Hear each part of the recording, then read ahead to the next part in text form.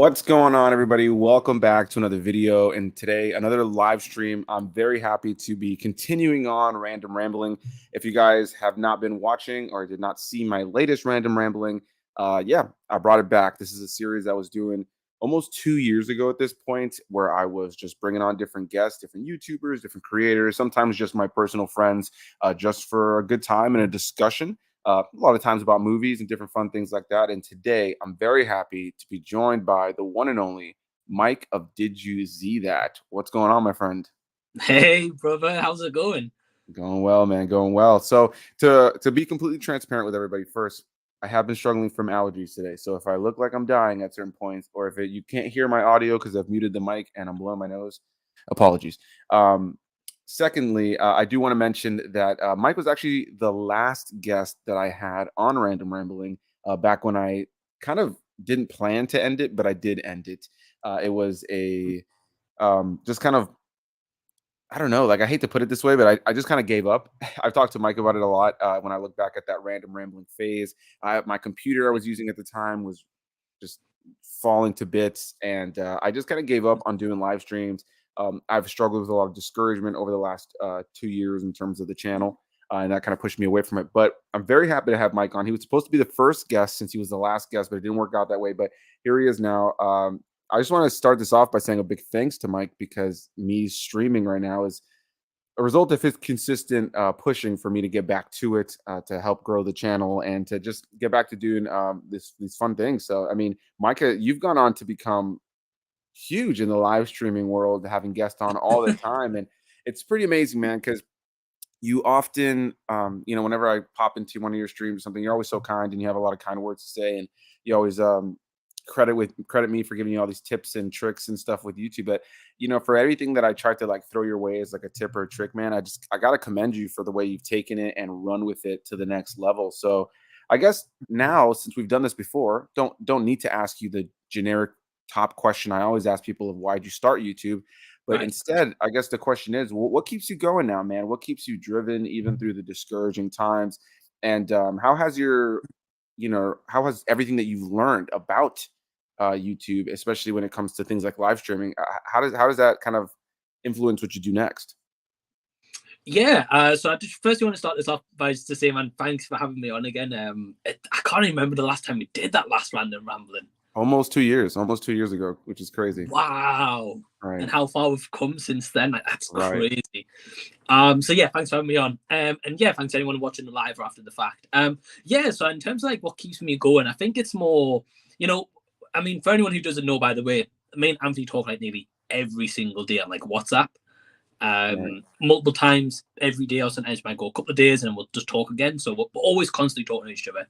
And we know we've shared a lot of moments where we've been like, look, is this for me? Do I want to give in? Like, I'm sick of like my videos not performing, or I'm not feeling great about maybe personal life stuff as well that we share with each other. So yeah, I guess for me, like what like really keeps me going is like, so what I started this for, and I'm gonna come back and throw this back to you, my man, is like that. I'm gonna just close my window because it's getting a bit loud there with a helicopter or something going off. Gotcha. I didn't hear it, but yeah, I'm sure I know how that is. Okay. So yeah, so basically is like I always remind myself, right? Is the first year I did YouTube in September 2018 is when I joined YouTube, and all the way up kind of like a year and a half or so, is I didn't have like a path on YouTube. I didn't talk to anyone.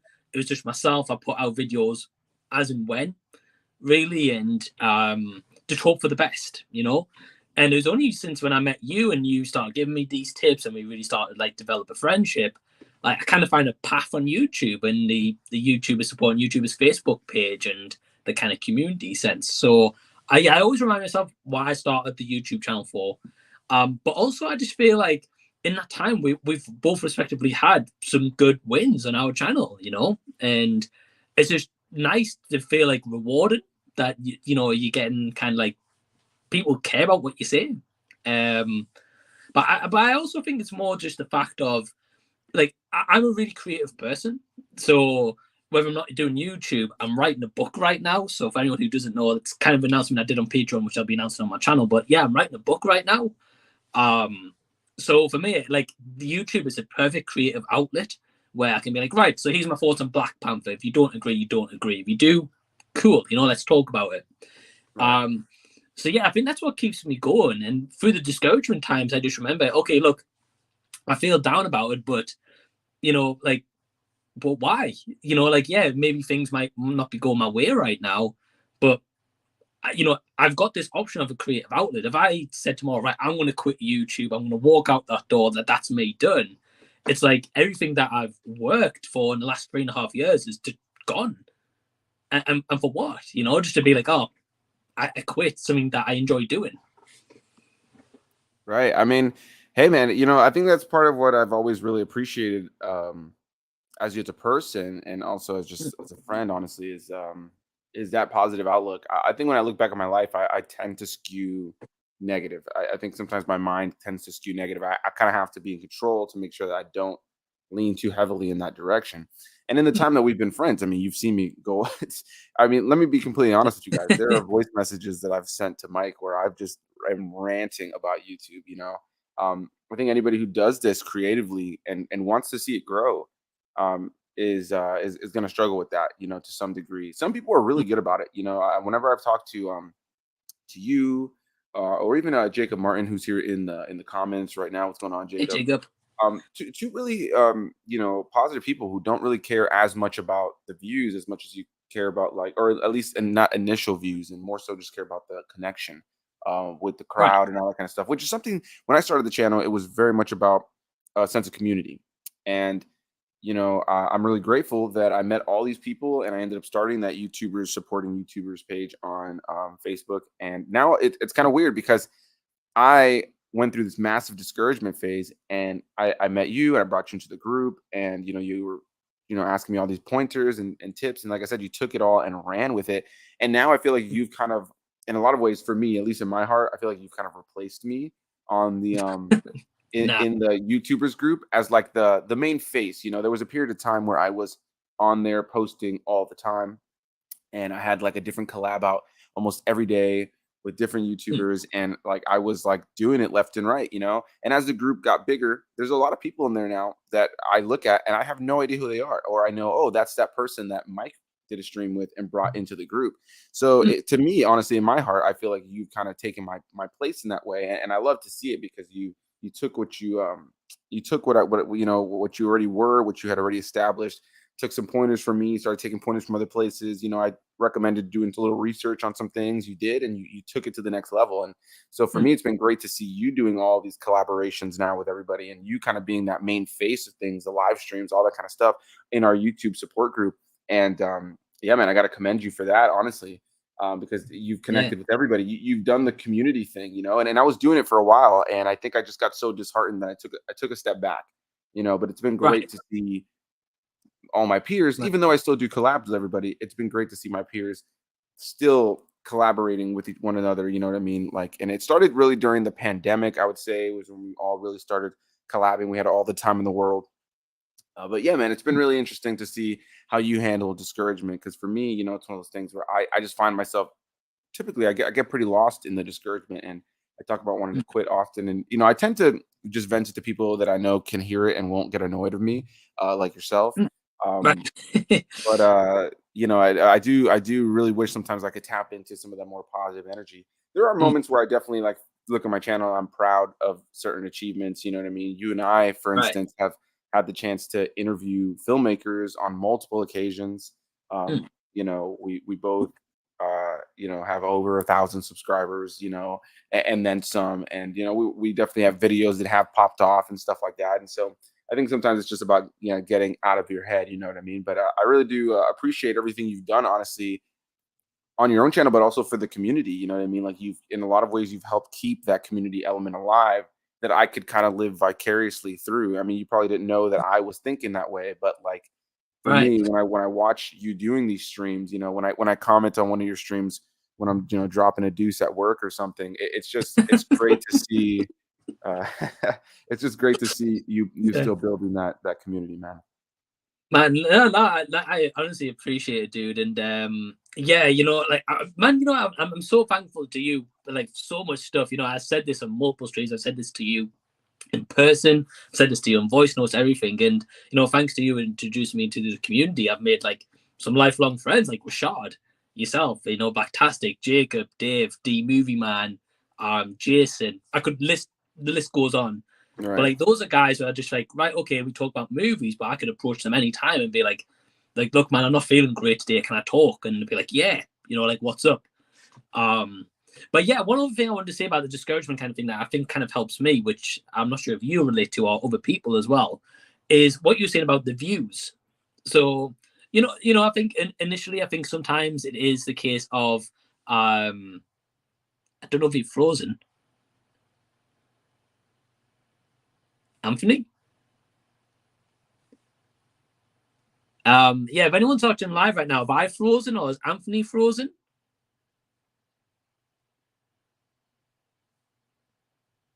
I don't know what's going on. I think it might be Anthony, but I might be wrong. Okay. Anthony's frozen, right? Okay. Because I was like, it's either that or he's doing a really good mannequin challenge right now.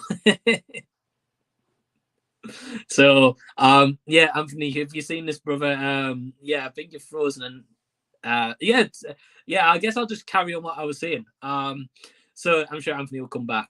So yeah, what I was saying about the views for anyone who's watching, is I think it's more so for, when you guys put out a video, and even myself, and say, after a day or two, after a week, it might be on like 20 views, and you think, oh man, like really 20 views on like a platform that has like billions of views. And I think it's more the fact of, over time, I've really learned that does build up. So, for example, I did a movie review with Blacktastic Media over a year and a half ago now, for a movie called Class Act, which is like a very early 90s movie. And I always remember someone said to me, like, really, you're going to review Class Act? Like, why? It's such an old movie. But then over time, that video's built up to like over 700 views. So whatever video you guys make on your channel, or if you guys think, oh, I'll make a video, and here he is. Dude, man, I was like, come on. My Wi-Fi went out. I really don't even know what just happened. I left a comment in the stream for people to see. I usually keep the YouTube thing open in case something like that happens. So if it happens again, it's the Mike Show, as Popcorn Chat said here. It's the Mike Show. Sarah, So hey, Sarah. we'll be popping back and forth, I guess, from the Anthony A. Perez Random Rambling Show to the Mike Show. Anyway, continue with what you were saying. I was listening to at least the back portion of what you were saying there. Sure. But yeah, I was just saying about the discouragement, like with views, is like sometimes I think it's proven both on our channels. So we've uploaded a video, might have like 20 views for like a week or 2 weeks, and you think, damn, really? That's tanked. And then over time, it's just proven to be a smash, I know for you, you're saying like the Spiderwick Chronicles was one of them. Right, yeah. Blew up, or like Awake when you interpret with Dave from Turn the Stars and you collabed on that one. Right. There's a couple here and there. Like it's a weird game. Like you were saying, it's like sometimes you just got to get out of your head about it. There are videos that I've uploaded that I'm like, damn, that thing tanked at like 20, 30 views, and it's still sitting there today. You know what I mean? I'm just like, well, I guess that's where that video lives. But then there are videos that I've done, like I did Awake with Dave, Awake from the early 2000s, starring Hayden Christensen and Jessica Alba. It did okay at first. Now it's like over 1,000 views. Same I did with like When a Stranger Calls, the remake. I did that with Dave as well. Same thing. Started off with like 30, 40 views, skyrocketed to like almost 2,000 views. Same happened with my review of like Beaches from the late, I think from the late 70s or from the 80s. I'm not sure. With Blacktastic, that one also shot up, and you never know really which ones are going to shoot up. The biggest video on my channel was a case of that, which was Passion of the Christ. Right. It was one of the earliest reviews I did on the channel. It's not great. I reviewed it in my car. It was before I was really comfortable in front of the camera just yet. So I hadn't really been able to take my thoughts on a movie and kind of shrink them down to like a, at least 10, 15 minute video. This video is like over 20 minutes of me just rambling in my car with not very many cuts. But the next Easter came around and that video just skyrocketed. It just skyrocketed. So it's just interesting to see how that works, Right. Yeah, and I think it's one of those whenever you make a video, like Anthony's just given some great examples, is whenever anyone makes a video who's watching live or after the fact even, is there's always an audience for your video. Even if you Right. think originally, like, oh right, that's tanked at 30 views, like you know, like you might get discouraged. Like over time, as Anthony said, like Passion of Christ was on like little views, and then the next Easter, it's his highest video, like 46,000 views, Right. which is nuts, you know. So yeah, I just want to add that about the views, and that's kind of like a bit my mentality is at first it might not do great, but then over time, it's proven time and time again on a lot of videos, not everyone, but a lot of videos, it's just skyrocketed. Right. No, that's definitely the case. It's like you kind of have to stay very patient with it sometimes. I know for me, one of the things that I tend to rely on for doing stuff like that, and I'm sure you can kind of be similar, is some of these early screeners that you and I get for smaller Mm, films. A lot of times, we're right. given the embargo date that's like usually at the top of the week, and the movie comes out like in the later part of the week. And more often than not, that movie review will just sit there and not really gain a lot of viewership for a good 3 or 4 days. Maybe you get to like 20, 30, 40 views. Then the Right. movie comes out on whatever streaming platform or whatever it is. And sometimes it'll just garner like another 100 and 200 views. And sometimes it'll garner thousands. You just you Right. really never know. And then there's times where one person's video will do really great for something, and then the other person's video will not do great. Recently, for instance, you did an early review for VHS 99, the new installment into the VHS franchise that's on Shutter. And days before that movie dropped, you already garnered hundreds of views, and your video did really well. I dropped my review for it maybe a day or two before the movie came out, and it's still sitting at like 40 views. So that video for me didn't do very well, whereas yours really did well. So you just never can Mm, tell what's going to work and what's not going to work, right? Before right. we get too far away from some of these comments, I definitely wanted to address what people are saying here in the chat. We got Sure. Dave from Interpreting the Stars saying, "Hey guys, legends. I'm at work currently, but I will be playing this in the background. I'm assuming. Thanks so much, man. Appreciate you stopping by. All right, here's a big one. So for anybody who doesn't know, Mike is a huge country music fan. It is his favorite Right. genre of music. We tend to have some funny dialogue about that because I Right. am big on heavy metal and just rock in general, a lot of punk and and then you got Mike over there, that's just a country fiend. So Jacob's Right. asking if you were to convert me, and I'm assuming others that are maybe in the chat who are not fans of country music, what Mm. songs would you choose? Oh man, that's a hard question. um, okay, I guess because I've got like a couple. Like, I mean, I think I've mentioned this to you before in private messages and stuff. But there's several artists I go to as like go-to artists.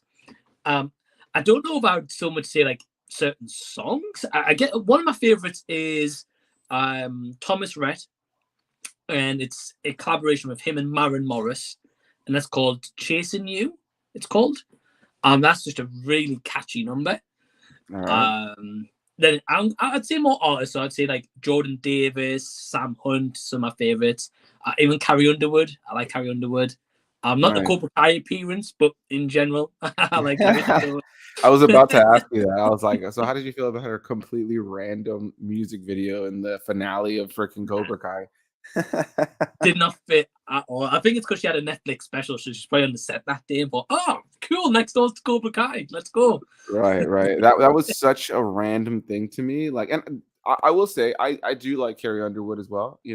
I got my playlist. Sometimes I have one big playlist that has like 10,000 songs, and it's pretty diverse in its music. So I'm not just into like metal or hard rock and stuff, but like it'll go from like Slipknot to like Avenged Sevenfold to Lamb of God, and then the next thing could be like Jesus Take the Wheel by Carrie Underwood.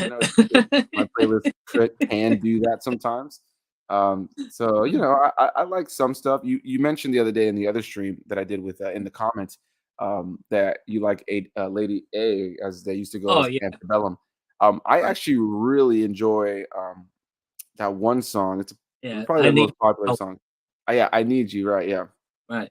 That song for me, bro, anytime that comes on, it's on. Like you're gonna see Anthony go into full sing mode on that one because that's a good song right there, man. But hey, those are some good suggestions. Maybe I'll take some of those up for sure. We got exploitation review saying, "Hey guys, what's the good news? Hey man, what's Hey going on?" Rob, hope you're well. in the front row. You were just over on their channel as you were doing a stream talking about Black Panther, Harry Potter, and watching the new trailer for the Ryan Reynolds and Will Ferrell film. And yeah, she says, thanks for sharing, Mike, for the Arvo Perez. I'll watch this properly after it's aired because it's midnight and this queen needs. That's right. I forgot that she's in Yeah. Australia. Yeah. So the time, it's so crazy. Well, I So hope hey, you have a Jim. great night. And yeah, thanks for stopping by. Exploitation Yeah. reviews. My troubles with YouTube is that I cover films that nearly no one knows about. So few people find my channel, but that's fine. The people who do find me dig me. Yeah. You know, a lot of times it's a weird thing, right? Because there are these niche films that you can review sometimes that will do really well for you or even Right. just do well in a small way, even if it's just a couple hundred views, bring some new eyes to the channel. Mike and I, for instance, right now are currently covering all 14 Land Before Time films on my channel, Right. which is a silly venture, but we want. That's kind of what I was going for, and it's so bizarre to me that there's 14 films in that franchise. Right. And as I've been covering them, they've been slowly gaining more views and been bringing in new eyes because the reality is there is probably somebody just looking up Land Before Time things online, and there's not a whole lot of people who have reviewed them. So Right. sometimes that does end up working out. There are films that are maybe older or smaller that don't have reviews on YouTube, and sometimes they end up doing well. I think I thrive from that with things like Awake, like I mentioned earlier, or When a Stranger Calls, the remake, or Mm. Beaches with Bette Midler back in the day, or even something like Spiderwick Chronicles, which is not an old film, but it's older by today's standards. It came out in the early 2000s, and it was a Nickelodeon film. And I did it at first; it dropped in and had like 30 views, and then over the course of the next few months, it grew to like 3,000 views. And sometimes there's far more niche films you're covering. It's way smaller films. I've covered a bunch of black exploitation films of the 70s and the 60s over on Rashad G Reviews channel. I don't really know how those videos have done, but I mean, I definitely know what you mean by covering really niche films, and sometimes it works and sometimes it doesn't, for sure. Any thoughts on that, Mike? Yeah, so I'm a big fan of Rob's channel. I only recently found it, I think, due to Rashad. And basically, Rob covers like black exploitation. He covers like a lot of older movies. Like, so for example, he did a video the other day about like his favorite, or like a director's filmography, sorry, and ranked the films. And I commented and I'd been like, look, I really enjoyed the video because there was these movies I'd never heard of in my life. Right, And I think with Rob, I think the cool thing is, like Anthony was saying, is like, for example, we've recently just covered Black Panther. Like right, one of Anthony's saying is like every person and their grandma's covered Black Panther right now right, on the internet. So, like trying to find our review in 10,000 reviews is kind of a needle in the haystack. Whereas if someone went to Rob's channel and was like, oh, let's find this 1930s movie, there'd probably be hardly no reviews for it. right, So people then more inclined to click it. Or like you said, like Perez, like Spiderwick Chronicles, there's probably not that many reviews. So that's right. maybe what review took off, or Class Act for myself back in day with Blacktastic. So yeah, I think it's like, you've got your niche, stick to that niche. Clearly it's working. Clearly there's eyes on your videos, even if it's immediate or over time. Clearly Right. people's interested in what you're doing. Right. Yeah. Something I have to keep reminding myself of. It's just one of those things where you kind of just have to take a step back and just be okay with the videos doing what they do, because sometimes they do more than you expect way down the line. You know what I mean? I mean, talking years Right. down the line sometimes. Like, there are movies now that I've looked back and I'm like, oh my God, like that video, like, or sometimes there'll be a video I did like 3-4 years ago at this Mm. point, and I'll see, in the I'll see it in the bottom section of like my analytics randomly. Like, I'll just see that video just gained like 400 views. I'm like, that random video that's been sitting at 45 views for like 3 years. Like, so it is weird. Right. Sometimes you just have to be patient and just know that like it takes on a life of its own. Even this video right here, like, I'm not, like, we're gonna move on after this. After this chat, we're gonna move on and we'll probably do more live streams and do collabs. Got our Land Before Time. We're not really gonna probably come back and watch this stream, these 24 minutes into this conversation. But this video will live on, and people Right. who enjoy both of our channels may click on this and be dropping a deuce and listening to it, and just we'll never know. We'll never know what their enjoyment of it was or wasn't. Right. Uh, so Right. Popcorn Chat asked us questions saying, "Hey guys, hope your day is going well. Hope you're doing well as well." Yeah. Hey, Sarah. And asked if we're watching any series at the moment. Right now, the only one that I am consistently watching, actually, there's two. One is a newer one that's been playing over Disney Plus. You may have heard of it from a small series called Star Wars. The show's called Andor. Ah, Um, right, yeah, right. it's a small indie show that they got on Disney Plus. But no, yeah. Hmm. So Andor is what I've been watching religiously week to week. I'm loving it. I think it's the most serious and grounded Star Wars has ever been.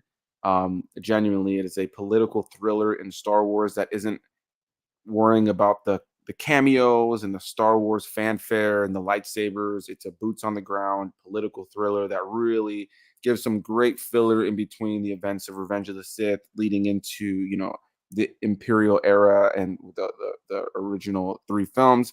And I think honestly, it's just been a great prequel to the Rogue One.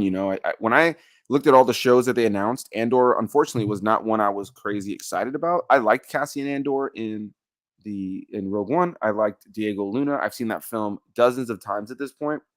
Mm. So I've kind of just grown to attach to his character through the movie. But now being able to, see the show that really fleshes him out, I honestly would argue that this is possibly one of the best Star Wars things released since Disney's acquisition.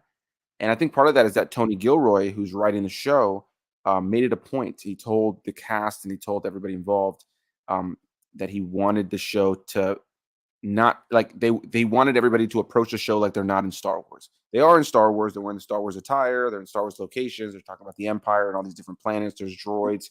Mm. Um, but they wanted to approach it like a really serious, grounded drama. And honestly, I've loved it. I think it's got a slower tone. It's very well acted. Yeah, I've been loving that. And outside of that, I just recently finished watching the newest season of Ink Master, which is just for fun because I love tattoos.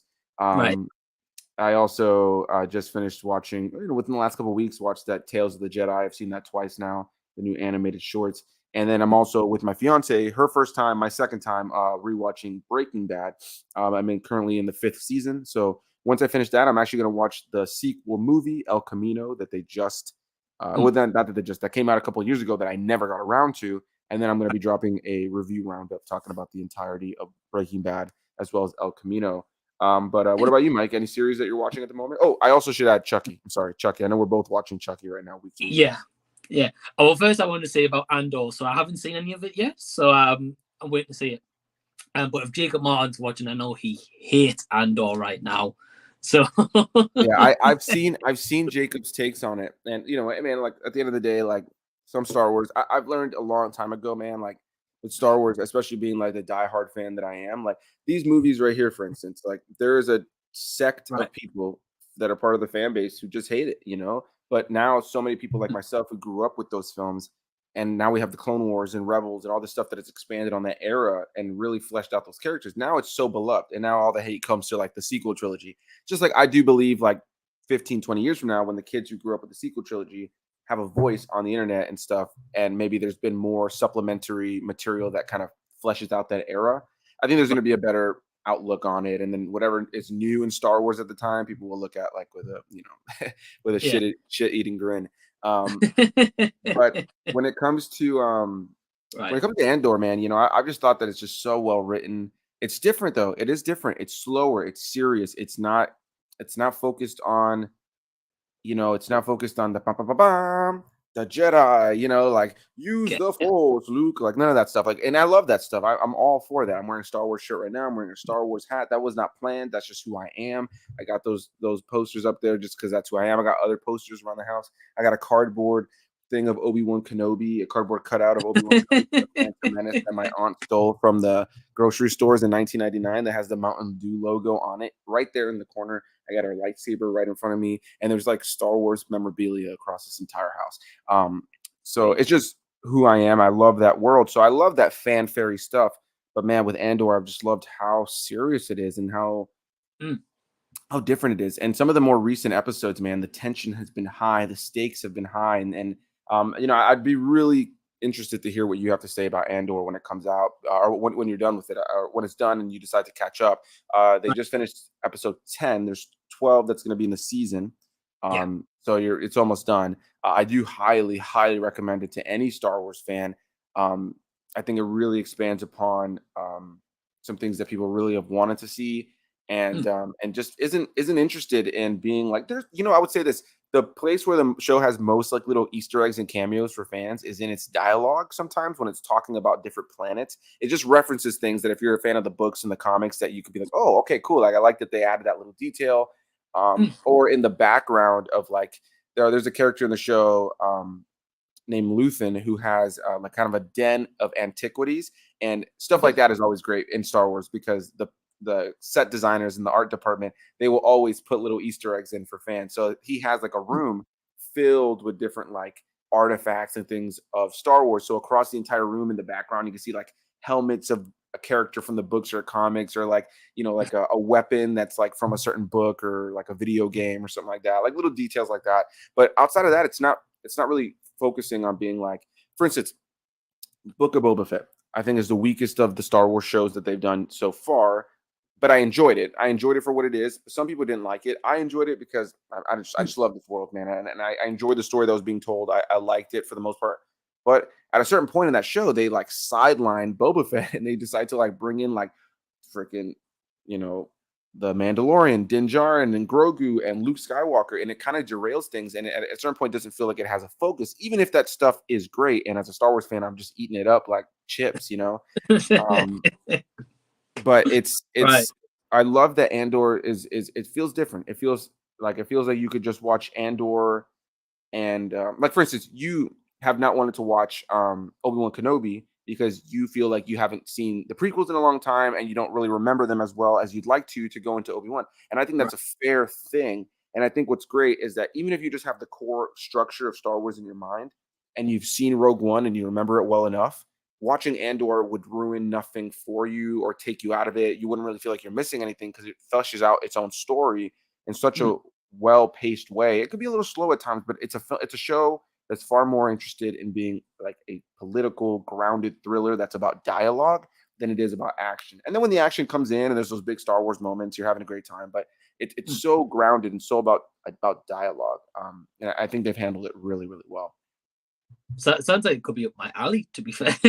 Yeah, I think especially you because you like the more grounded, serious takes on things Right. in franchises. And yeah, I think that Andor, I would say, is right up your alley. People that I know who have been asking for that kind of thing from Star Wars have really enjoyed it. You know, you have to expect there's not going to be any lightsabers, there's no Force, you know, there's no Jedi or Sith running around, you know. Mm. There's none of that. There's Yeah. no cutesy element like a Grogu or anything like that. Even droids, you know, there's no BB-8 or things like that where the show is kind of being like, hey, look at this cute thing that we're going to sell toys with. Um, you know, it's as much as I love Star Wars, you know, Star Wars has always done that. Always done that. To the Ewoks back in the day, to the Jawas, to, you know, the stuff we have now. Right. But I like that this show is it's about character. It's about character. It's about Mm. really letting you feel the oppression of the Empire. And I think that that's what's amazing is that, you know, it's a joke across Star Wars, across all the things. You know, the stormtroopers can't hit anything. The you know, like the Empire is kind of a bunch of bumbling idiots, and a lot of them are. But I love that this show really hones in and showing why the rebellion is really a thing. It really gives you a serious take on why um, this imperial oppression is truly bad and how it affects everybody, even if they think that they can escape its oppression. You know, even if they think, well, it's not that, you know, it's only bad if you break the rules. I'm cool. Like I'm you know, like the Empire is not going to mess with me. And I think that this show really shows how just being in the wrong place at the wrong time sometimes with the Empire, like you're screwed for life. You know what I mean? Because they don't care about you, or they don't even really care about who they're chasing. Sometimes they just want power. So yeah, highly recommend it. Sorry to cut you off though. Continue Yeah. talking about the other series you're watching. No, dude. I'm excited. Once I've checked it out, you'll be the first person to know. For sure. But I love how you've like really talked passionately about Star Wars, right? Which I love to hear. But then I know in the new year what's coming is I'm putting you on Battle Star Wars: The Asylum movie, which man, Hey, it's man. currently got 1.8 out of 10 on IMDb. Hey, I'm all for it though. I'm all for it. I can always take a good Star Wars parody for sure. Right. But in terms of series I've been watching, yeah. So to be honest, I'm not really like a series guy. I'm more like a movie person. But Same. same as Anthony, I've been watching Chucky right now, which that is a great series, by the way. If no one's watching Chucky, I highly recommend it. I'm not going to say much because I don't want to spoil it for anyone. And then the other series I've been watching is it's on Shudder. It's called the Boulet Brothers Dragula. So basically, it's like drag artists, but it's all horror themed. Oh, okay. So I've been watching that week by week, and I've been really enjoying that. So that's the only two series I've been watching. Nice, nice. I remember that if I'm not mistaken, you saw that in person, right? They had like a live show, or you met some of the stars of that show in person, right? Yeah, so I met the hosts, the Booley brothers, in person with my partner Emma. So met them, met some of the contestants from that season as well, and they put on like a big show at the end. Yeah, it was pretty awesome to be fair. That's awesome, man. Yeah, that's really, really cool. Yeah, for sure. It's a show that I think I could get myself into. Like that drag stuff can be a little bit fun. I don't really watch too much reality TV, like I did recently, like Same. I mentioned for Ink Master. But man, like the last like I think reality show that I watched that I was like into for a while with like my family, and I don't keep up with today. I know my family still does, is a show that they had on MTV called The Challenge. It's just like a bunch of people like it's like a bunch of people that are like bring them back season by season, and they bring them from different MTV shows, and they just do a bunch of different obstacle courses and things like that. It's for money, but then it has that the part that I don't like about reality shows where like it's just a bunch of people who like are highly emotional, or they come back to like one Right, house that they're all living in and they're drinking, and some of them are sleeping with each other, and fights are breaking right. out. That part of the reality shows I never really tap into, to be completely honest. I just can't. I just Yeah, don't like that. same. Before that though, the only other reality show I ever really got into was Dog the Bounty Hunter, which is probably gonna make Yeah, some people laugh. Um, I but remember yeah, the theme song, bro. oh dude, classic. I got it on my playlist. Every time I hear Ozzy come off with that playlist or with that song, I just gotta sing it. It's such a goofy song and such a goofy Right. show, but it's also got heart, man. It's probably fake in a lot of ways, but it's got heart. I like that show. Bro. Let's But see here. yeah, like No, his go ahead. wife passed away though. Right, his wife did pass away because they did So, the show. I think the show got canceled forever ago, and then they had another show called Dog and Beth that was like kind of like a follow up series. And then I mm, thought they were going to do something mm. else, but I know he's still out there doing. Somehow he's out there still bounty hunting. I don't know how he could possibly be, arresting people at this point, man. Like he can't be as strong as he was because he was already Right. looking older and frailer at near the time I was already watching as a kid. But, Mm. I think it was just I think it's just the sun, man. The sun aged that man big time. But I guess that's the Def- Hawaii sun. D Movie Man says, "Hey, film friends, what's your take on the year in cinema in comparison to the last two?" I Mm. think that there's been some really big highlights this year for me. I would have to really like look at a breakdown of each of the last 2 years to really like decide what I like the most in terms of overall. So I can't really give you a comparison to be honest, but um, I think Mm. this year has had some big highlights. But it's also had some films that have just been like okay or enjoyable. Like it's been a good year of movies. Like, and when it's been good, it's been really good. Like I think it's when it's been really good, it's been good. Like I would say like Everything Everywhere All at Once which is my favorite film of this year. I would argue that it's probably one of the better films of the last 10 years. Um, but I mean, all 10 of those years I'm referring to all have tons and tons of great stuff. So I would be hard to compare, to be completely honest. What about you, man? Yeah, I think it's always an interesting one because like you said perfectly, like there's been some great movies this year, and I think it's one of those where in my mind sometimes you kind of think, right, in 5 years time am I going to remember that movie? So like like some of the greats like Avatar and like Titanic and The Godfather, those kind of like movies in history, like they're remembered all those years later. And Right. I think like sometimes like even year on year is we get odd like gold in the gold mine, I guess. Um but yeah, like this movie this year, like the top two movies I think of immediately is like the Batman and Top Gun Maverick for me. Right. Everything Everywhere is also awesome, by the way, so I'm not going to take that away. That would probably be top five easily. Right. Uh, Well, there's definitely movies like if I think like you were saying like Top Gun is definitely one I would think about if I thought about like a top tier movie of the year, the Batman, even something like RRR. Like we've had some right, real gems this year for sure, undoubtedly. right. I think one thing I've started to notice in cinema, compare like say like Dee's question here from comparison to the last 2 years, especially I would say more like this year, is we've had some movies where these movies had like a big stellar blockbuster cast, and it's Right. like, oh, look at these 20 names we've got in this cast, but the movies have been absolutely terrible. Um, Right. and I'm not saying that other years in cinema haven't had casts where it's like 20 famous people's in that movie, but I feel like it's more common now, where it's like, like for example, Amsterdam. I Right. know you I didn't haven't see seen that one. it, but like you got like Christian Bale in there, you've got Margot Robbie, John David Washington, Rami Malek, Robert De Niro, Anya Taylor Joy, just to name a few. Right. So already you think, wow, like this has got to be a movie that's going to blow people's minds, surely. Right. But the movie's like one of the worst of the year. So I think like compared to the cinema, I think nowadays it's like, for example, I know next year there's a movie coming out called Babylon, which I've seen the trailer for. Right. I think that comes out at the tail end of this year in December. That I'm excited for because it's directed by Damien Chazelle or Right, Chazelle, yeah, who did La La right, Land, which is one of my favorite movies of all time. And I've enjoyed the yeah, last I enjoyed the last movie he put out, I think, The First Man.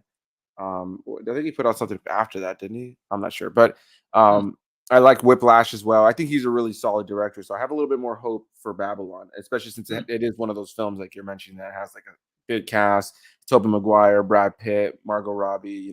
right. But yeah, that's the thing. So that Babylon, I agree with you. That looks like that actually looks like a good movie.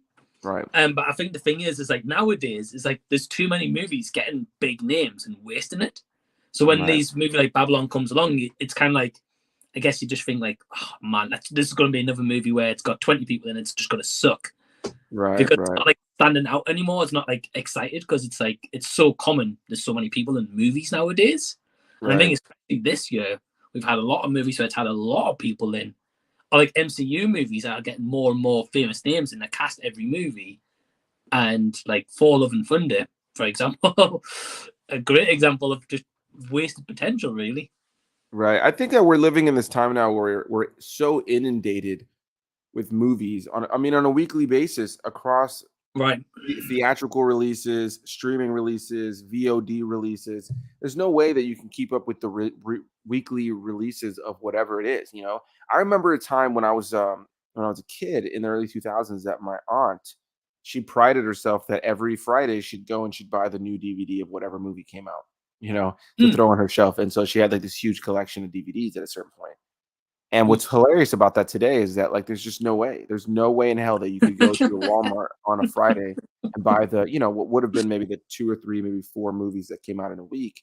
Now Right, it's dozens, and there's so much that drops, and then if they're depending on the different franchises you enjoy, like certain things, like you could totally be a DC fan and keep up with like the movies, for instance, but like not really, or like the live action movies, but then not even really even be inundated in the animated movies, which is there's a surplus of them and a right. consistent amount that release yearly. And that's just one example, but there's just so many different franchises and movies and things coming out. And so I think nowadays the popular names are nice to see in things, if it's, but I think it really comes down to either it's part of a franchise that you already are like entertained by or you're already invested in, or it's a situation where the premise, the story, or the creator is what gets you really excited to see the movie. Right. For instance, I was making ticket reservations for the next couple of weeks, Mm. and there's a movie coming out later in the month called Devotion. I'm sure you've seen the trailer for it, starring Jonathan Majors, where he plays like a black aviator, plays like a black pilot, and I think That's that's what the movie's called, Devotion. And I've seen the trailer a million times, and it comes out that week. It looks like it's going to be a big, like military, kind of like like in the year of Top Gun. It looks like it's going to be a big military plane war movie right. that's going to touch on prejudice and things like that. And it looks like it's going to be a powerful film, and maybe the more entertaining film of that weekend. But it also comes out alongside Steven Spielberg's The Fablemans, and so Right. me being who I am, I got the ticket to Steven Spielberg's film. It looks like Mm. it's gonna be a far more like quiet drama film that doesn't look like it's gonna have like big spectacle. But Right. I personally am buying the ticket based on the creator of the film to just see what he creates versus the movie that maybe has like the bigger names in it. Even though the Fablemans has like Paul Dano in it, I believe. I can't remember who the rest of the cast is, but there's Steven Spielberg has popular names in his film too, for sure. But I think that we're in a time where solely tapping into the cast a lot of times isn't really enough to sell the movie. That's why I always, for things like Star Wars, I always love when Lucasfilm pulls smaller actors for their roles, or people who are not super big when Right. they're before Star Wars, because I think it allows for the movies to tell their own story and not have it be like, oh, that's that guy from this thing. And there have been popular actors that appear throughout Star Wars, and it's happening a lot more now as Star Wars is putting out a lot more projects. Mm. That's one thing I always like about that's what I liked about all individual trilogies, at least, was that their main cast, they were known for other things to people who had seen them in those other things, but they weren't who they are today. Like, Right. even with the latest one, like Daisy Ridley, John Boyega, Oscar Isaac, they aren't who they are today, especially John Boyega and Oscar Isaac, who have gone on Mhm. to really create massive careers since Star Wars. They had done things for sure. Mm. But I think that sometimes is the better approach, is get these actors who, you know, that nobody really knows as much, and Yeah. sell us on the premise, sell us on the trailer, sell us on the story, because Mm. more often than not, I think those are the movies that people are going to go see, in Yeah. my opinion, nowadays. Yeah, man, I agree completely. Yeah, I mean, one of the biggest surprises for me, which you just mentioned there, is a film that we both saw last year, The Killing of Kenneth Chamberlain. Like, Right. like that movie, I knew nothing about. We were sent the screen from Gravitas, and but sometimes when we get sent these screens, we think, ah, we find a gold mine in a lot of doozies, pretty much. Right. And then that one for me is like sometimes I feel like the novelty of movies gone at times because, as you said, there's so much compared to when we were younger. You'd have like one brand new movie a week, maybe if that. Right. Nowadays, so much. So when you see a movie like that, it kind of reinvigorates you and be like, wow, damn. And that movie, we know we spoke to the directors. We know that movie was made on like $10, Right. No, for sure. And it's a movie that, like, not a lot of people know about. And whenever I've suggested Mm. it to people, I'm like, hey, they're like, what's a good movie that people don't really talk about? I'm like, I always go, The Killing of Kenneth Chamberlain. For anybody watching this, it's a film. It's on HBO Max, I believe, is where they ended up getting it streaming. Both Mike and I on our individual channels had the chance to interview the director of the film and the writer, as well as the lead producer and one of the Right. stars of the film. And they talked to us a lot about the creation of that film, and it's one of the best films I've seen in the last 5 years, with some of the Right. most emotional scenes I've seen in any movie. And it tugs on the heartstrings. It is a hard movie to watch, but it is a phenomenal film. So highly recommend The Killing of Kenneth Chamberlain. But Right. that's the thing, right? Is there's like a lot of really great films that just kind of slip through the cracks too. I always think it's funny, especially Mm. with, I'm sure you run into this all the time now, is that, like, and anybody who's in the chat who reviews films on YouTube, or Mm. is a movie person. I'm sure just anybody who's watching this who is a movie person, that your friends know you for being the movie person. You watch so much, right? It's so much that people don't even know about, stuff that people aren't even watching, even aren't even talking about. But then here and there, they'll be like, for instance, for me, I've never seen The Greatest Showman. It's a film that looks great. I'm sure I'd love it. The one with Hugh Jackman. Um, I've heard great things about it. I just never got around to it. I missed it while it was in theaters. I've yet to see it. I'm sure some people will look at me in the chat and think, "Are you crazy?" But anytime I mention that around, like, my friends who are just casual movie fans, they're like, "Oh my god, you're a movie fan and you haven't seen The Greatest Showman?" I'm like, "Yeah, let me list you the 15 movies I've seen in the last 2 weeks that you've never heard about, and you'll probably never watch, that were Right. probably better than The Greatest Showman." Right, you Right. know what I'm saying? It's an interesting thing. Oh, bro. I mean, anyone could say about yourself. My list of movies I've never seen. you Yeah, know, every movie known to man. right? I've seen The Greatest Showman, though. I will say that. Alright, you got me beat there, you got me beat. Yeah, the one movie out of the million. So we got Exploitation Reviews also mentioned that he's a punk guy too, but that he doesn't really like Dave Rawlings and Jillian Welch. They do alternative country. Oh, A lot okay. of it is more Memphis blues than country, I guess. All right, nice. Never heard of them, but I'll have to check them out for sure. No, yeah, I'm always All onto a right, new country artist, so yeah, I'll check them out. yeah, for sure. D Movie Man, if you guys could gather a good amount of YouTube film community to have a private theater showing of a film that you think is severely underrated, what would everyone watch? I mean, I guess just based on the conversation we are just having, Killing of Kenneth Yeah, Chamberlain, I would kill to see that movie in a on a big screen in a room filled with YouTubers who review films who maybe have never seen it before. I would be really interested to see what the takeaways were after that film. It's heavy, and it's one of those movies that you almost don't, right. you find yourself not breathing at times while you're watching that movie because of how tense it is. That's gonna be my pick. That's gonna be my pick, and we were Yeah, just talking about it. that is like a like even thinking about that movie, bro. Like every time I think about it, I honestly get goosebumps thinking of that movie. Yeah, I mean that's a solid pick. I'm trying to think of maybe like another screener that we've had in the last couple of years where it's like really like blown out the water. I think that's probably the biggest one for me. Right. And we've had cool ones like Deadstream or like Glorious and stuff. Like they've been cool. Right. Glorious would be a funny one to put the screen in a movie theater, in front of a bunch of YouTubers. For anybody who's not seen Right. Glorious, that's a funny one. It's on Shudder now. We got to cover it a couple of months back. Tells the story of a guy who, I won't get into spoilers, but he just got out of a relationship. He's broken. He starts the movie. He stops at a rest stop on the road, gets drunk, plastered drunk, decides to like burn all right there in front of the rest stop, decides to burn all the things that were part of the relationship he just ended. He's like a heartbroken guy, wakes up the next morning hungover, goes to the bathroom and finds himself locked in there with a demigod individual who is inside of one of the bathroom stalls that will not allow him to see him. This demigod is voiced by J.K. Simmons. And what's separating them between the two stalls is a glory hole that has an alien's mouth, an alien that has a female's body that's nude with like an alien's face that its mouth is painted around the glory hole. And I won't tell you what happens, but the whole movie takes place in this bathroom with this guy who's just trying to get out. He's like literally drunk, hungover. He's in his boxers the whole movie and his t-shirt.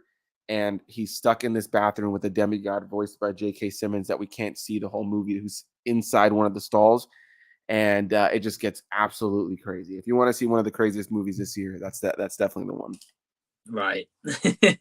Yeah, I think that's a solid pick. Yeah, I think I'm gonna go the same with you, man. Again, apart from that, I could mention like a couple of my favorite movies, but I wouldn't really say they're underrated though. Gotcha. Yeah, it would be one of those things, right? Like kind of a favorite. Jacob says, Mike's more of a pop country guy, I see. I prefer the more traditional sounds of country music like George Strait, Johnny Cash, but I do have a spot for Lady A and Shania Twain. Shania Twain. That shows how much I know about Yeah, so like I would say I'm more pop country, but I still like classics from like Dolly. Like I mentioned this in your stream the other day, like Dolly Parton, like a 9 to 5 or Jolene or whatever, like those are I the like that. like All right, so I like those songs. I like those songs. yeah. Sure. I like I think Round everybody does. Stone Cowboy and stuff like that. I'll always sing those ones out. So I love that, man. I love that. D Movie Man said, "What's the oldest film you've watched that you either love or appreciate?" So that's gonna be pretty easy for me, honestly, because I grew up watching a lot of black and white films with my grandfather as a kid. A lot of the classic, like giant grasshoppers taking over the world. Like the old, like just cheesy commercials and movies for like insects from another planet. You know what I mean? Part right. 7. The stupid stuff like that. I feel like my face is so bright from the sunlight right now. But so for me, I grew up watching a lot of those classic films, and one of the things I loved was Universal Horror Monsters. I've covered a few of them here on the channel in the past. I have some upcoming reviews soon on some of the others I've yet to cover. So for me, if I was to say like the oldest film that comes to mind, one that I want to rewatch that I've seen before that I appreciate it, so at least lands in the appreciation title, would probably be Nosferatu, the original Nosferatu from the 20s. It's a silent film. But one that I saw within recent years, which was a rewatch for me that I really did enjoy going back and watching, I guess will be the oldest one that I just have a lot of appreciation for, is the 1931 Bela Lugosi Dracula. It is, for me, slow. There's definitely elements today that when you go back and watch these old black and white films that are just from a different era, there's a cheesiness to them. You know what I mean? Like the acting isn't great, but there's a theatrical element to them. There's a charm to them that I really enjoy. Right. And there are moments in Bela Lugosi's performance as Dracula that I think are still phenomenal, that are still creepy and eerie. You can almost believe that this vampire does exist. Like he gives you, I think, everything that vampires have still ever been referenced by or based on, Dracula's voice in anything in the future, everything was really stems and is still copying Bela Lugosi's performance in that original film. If you guys have never seen it, that movie, I highly recommend it. And if there was one scene I would recommend to anybody from that movie to kind of really get a vibe of Bela Lugosi's performance. There's a lot of great moments, but it'll be the scene where he talks about the wolves that are howling in the back, which are obviously his wives. And he goes, "Listen to them, children of the night. What music they make." It's so cheesy of the time. It's so eerie, but I love that film. It's funny. D Movie Man just said his is Dracula 1931 or Freaks from 1932. So yeah, Dracula for sure. I think it's a film that is just it's so of its time, but it's so there's so much to take from it, and it's still inspiring films today. What about you, man? Yeah. Well, yeah, I haven't seen any of those classic like Universal monster movies. So I want to one day though. Definitely want to experience more older movies. For sure. I would say okay. So this is probably kind of an easy answer as well. So it was I think between maybe 4 or 5 years ago maximum. It was at the cinema, and at that point I'd like musicals, but not really like massively into them. And I saw this on at the cinema. They were doing a reshowing of this of a 1965 movie, so that's what I was looking up. The Sound of Music. I watched that movie, and it really changed my perspective on musicals big time.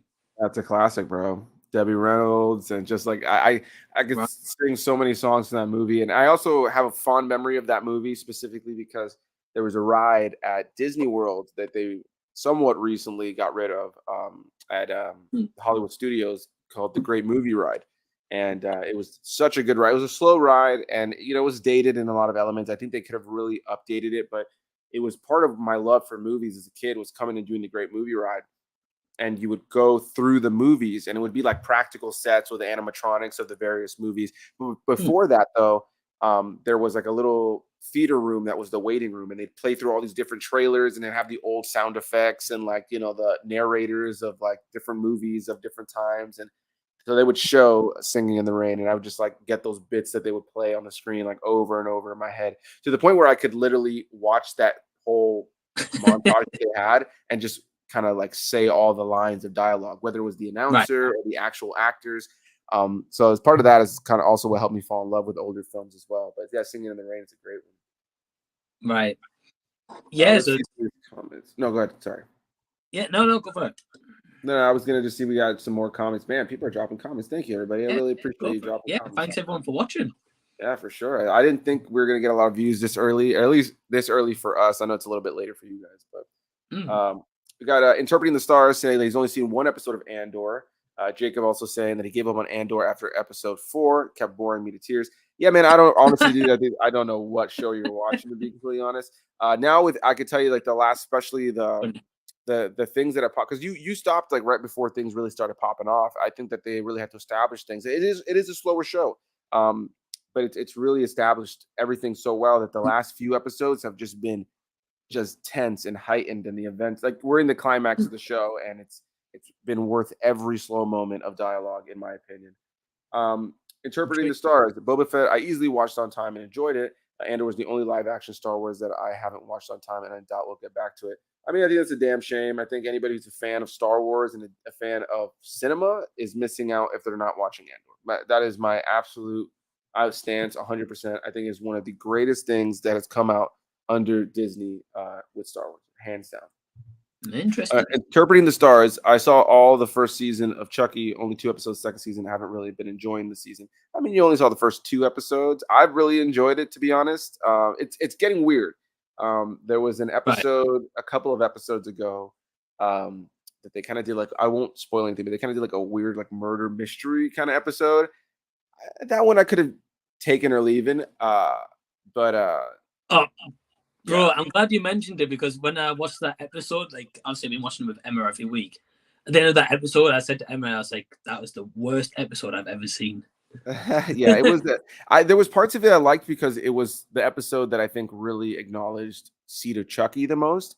And since I am in the minority that loves that movie, but because of how bonkers and stupid and crazy it is, I love when they acknowledge the crazy movies that they've made, And so for that movie was kind of treated like it didn't exist for a while, with the sequels that had followed it. So to have an episode that like really just leans into the insanity, of Seed of Chucky for me was nice. Just as a fan, to be honest. Mm. Let's see. We got D Movie Man saying that he's pretty big on The Amazing Race, Project Runway, and Top Chef. I enjoy all three because of the focus on the contestants' creativity, ingenuity, and with either their talent or endurance. Yeah, The Amazing Race is one that I used to watch with my family all the time when I was younger. I haven't watched Project Runway. I have seen episodes of Top Chef.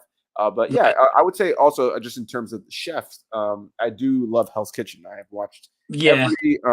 every Gordon Ramsay show. Absolutely. So that much I can say as well. I forgot to mention that before. Any thoughts on these, my friend? I like it. I like his Kitchen Nightmares also. Same, yeah. I like Hotel Hell too. Right. Yeah, so like those ones, like what D mentioned, yeah, I've heard of Top Chef, Project Runaway. I think I've seen tiny clips before. All that kind of like reality TV like that, I kind of prefer because it's more like less of the drama and more about like showing people's creative sides and like especially like food show as well. I'm like, oh, here we go, I'm starving now, you know. Right. So yeah. Yeah, that's definitely one of those funny things where you just end up being like hungry while you're watching one of those shows. Right. Definitely. D Movie Man saying, what's a TV theme song that unexpectedly remained rent-free in your mind since the first time you watched it? Mine is Skyboat from Outlander and Little Boxes from Wheat. Does it have to be a song with lyrics, or can it just be a melody? Because if I had to think of one, because there's some that I expected that I would really enjoy or that I have enjoyed for so long, like the Doctor Who theme song, or I don't know, any of the Star Wars like little theme jingles that play. But one that just lives rent free in my mind to this day and will make me emotional, honestly, is the Downton Abbey theme music. Okay. Man, whenever I watch the trailers too, whenever the new movie is coming out and they play like kind of like a slower reprisal of it that has like a little bit more like of a emotion behind it, it always just gives me chills. Like I would say that Downton Abbey's is definitely mine. What about you, man? Nice. Well, to be honest, I mean, I've got like a couple of top of my head. I think for me, it's kind of like ones where we've grew up as like kids and watched these shows. Like, so for example, like Saved by the Bell comes into my mind. Like Right. King of Hell. That 70 show. Yeah. That 70 show is one for me. By Cheap Trick. I really love that. I really love that song. Yeah, so there's a lot of good ones. Right. Yeah, there's a lot of good ones, especially like those sitcoms for sure. You know, whether it's like you were saying that 70s show or Friends or anything like that, that just has like one of those catchy theme songs that just sticks with you. A lot of times, I don't know that it's unexpected to me, right? Like if the song catches me the first time, I'm like, oh, I like that song, and then like the next time, comes around, you know what I mean? Whatever it is, like everybody has those things that you kind of like just click onto. Right. All right, we got. Sorry, what were you gonna say? I was just saying, good question though. Yeah, for sure. Best Keanu Reeves character named John. It's got to be Wick, right? Like for sure. I mean, he's played a lot of characters named John. I don't know if you know that's like he's like, he did John Constantine, and then like his name has just been John in other movies pretty often. So it's funny that he'd eventually have a series called John Wick. But yeah, John Wick would be my answer. John Wick. I didn't even know that. So yeah, John Wick. So yeah, also hi Tim. Hope you well. Interpreting the Stars. Yes, Anthony, watch The Greatest Showman now. I will. It's on my never-ending list of things to watch. Tim coming back with another question. Seeing as Kevin Conroy has recently passed away, which broke my heart to see, I wanted to ask what your favorite episode of the Batman animated series is. Mine will always be Heart of Ice. I'll be honest when I say that I haven't watched the animated series in a long time, so it's hard for me to really solidify an episode. But I mean, I have so many fond memories watching that and the countless other series and movies that he was a part of. Recently, my time spent with Kevin Conroy as a fan recently has been within the last like year. I've been replaying the Arkham games. So I had already played them, but it's just been great to go back and play them because he just brings so much menace and just seriousness to Batman while also bringing so much heart. You know what I mean? What about you, man? Right. Well, to be honest, I'm glad you said that because I didn't know who voiced Batman in the Arkham games. Yeah, Kevin Conroy, man. Kevin Conroy. Okay, cool. Yeah, I would say that because for me, I've never seen the animated series ever. I've actually never. I've seen one Batman animated movie ever. So I'm probably out on some Yeah, classics from what I've heard.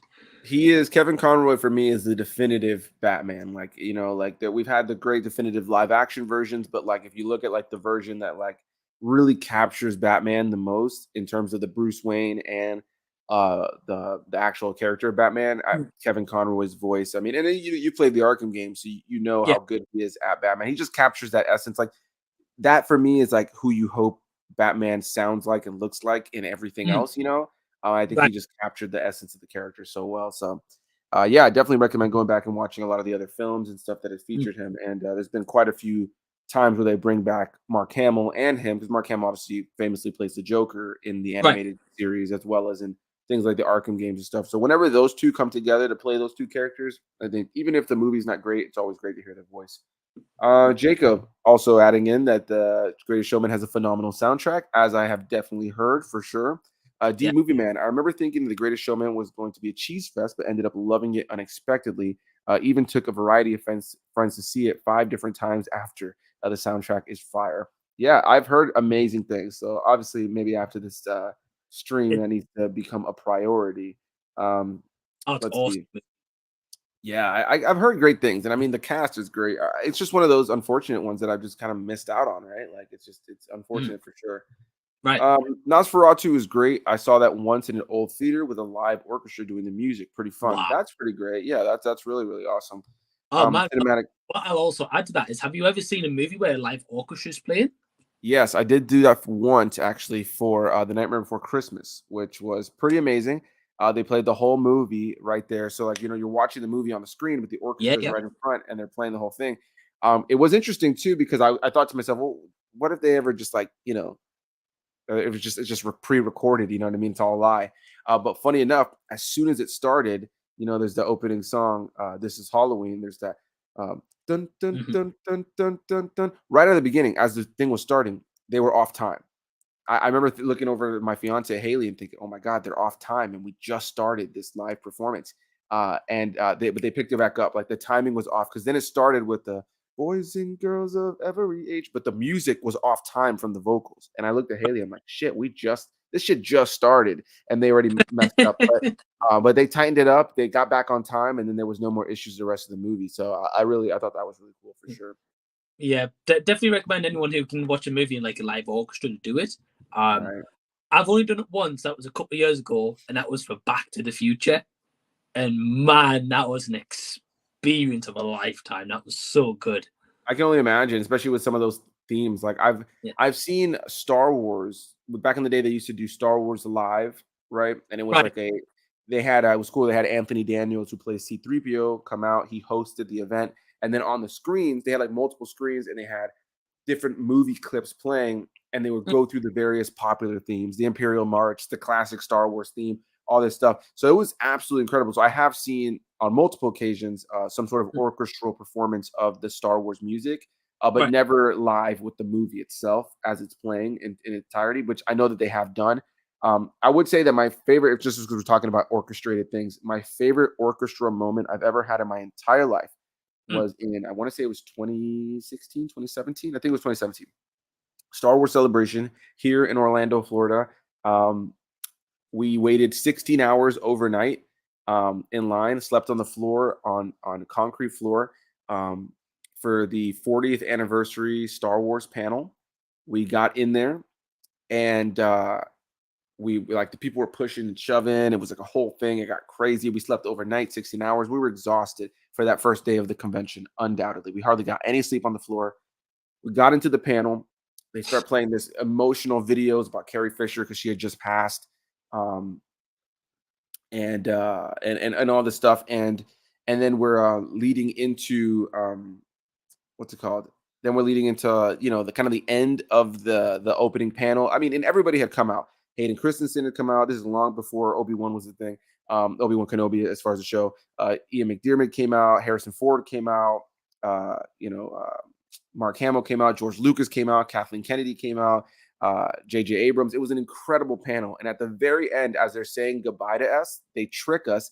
And over to the right side of the stage, the curtains open up and there's John Williams with a freaking orchestra, and they played us like a quick like 15-minute concert right there. John Williams Wow. orchestrating the orchestra. I was probably about a good like 50 feet away, but just to be able to see, I got so emotional, and it was amazing because it was my fiance Haley's first Star Wars celebration, and she liked Star Wars. You know, she had seen all the movies with me, and you know, but at the time she hadn't dived into the animated shows or anything like that. When we first met, she was more of a Harry Potter girl, and Right.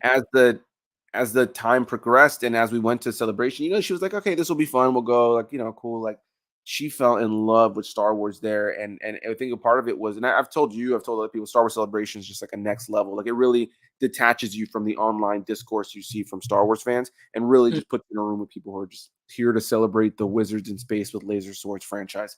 And my fiance, I remember they were showing clips of like Star Wars and just like the originalness and the original films, and like this beautiful like music was playing, and they were like just highlighting what makes this franchise so important to people.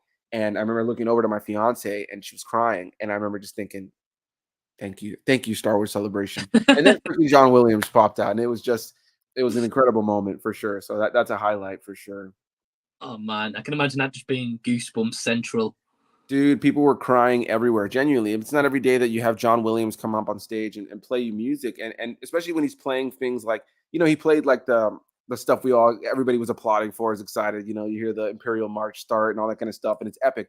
But then when he's up there, and you know, Carrie had just passed, and you have John Williams playing Leia's theme from The Empire Strikes Back, and the whole room is just like people are just fixated on that corner of the room, and we're about to walk out into a busy convention center with people who are there for Star Wars Celebration who did not get to experience that.